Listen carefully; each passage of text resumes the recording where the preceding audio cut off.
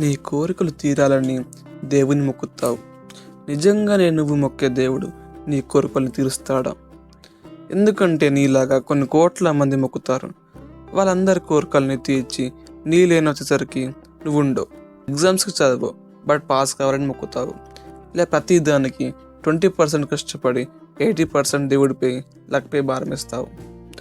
అయినా తప్పు నీది కాదు, ఫ్యామిలీ, సొసైటీది. చిన్నప్పటి నుండి దేవుని మొక్కు నీ కోరికలు తీరుతాయని చెప్తారు, కానీ కష్టపడు నీ కోరికలు తీర్చుకో అని చెప్పారు. అయినా నువ్వు దేవుణ్ణి నీ అవసరాల కోసం మొక్కుతావు, అంతేకాని దేవుడి ప్రేమ కాదు. కానీ నువ్వు ఒప్పుకోవు, ఎందుకంటే నీకు ఇగో అని నాకు తెలుసు. కోరిక తీర్చు అని కోడిని మేకని బలిస్తా అంటావు, కానీ నీ కోరిక కోసం వాటిని బలి ఇవ్వడం ఎందుకు? ఇది భక్త లేకుంటే అజ్ఞానమా? ఎప్పుడైనా 100 రూపాయలు పెట్టి మంచి బుక్ కొనవు, కానీ దేవుని హుండీలో 200 వేస్తావు. దేవుడు నీకు చెప్పాడా నా హుండీలో మనీ వెయ్యి నీ కోరిక తీరుస్తా అని? హోటల్కి వెళ్ళి తిని మనీ పే చేస్తావు అంటే ఒక మీనింగ్ ఉంది.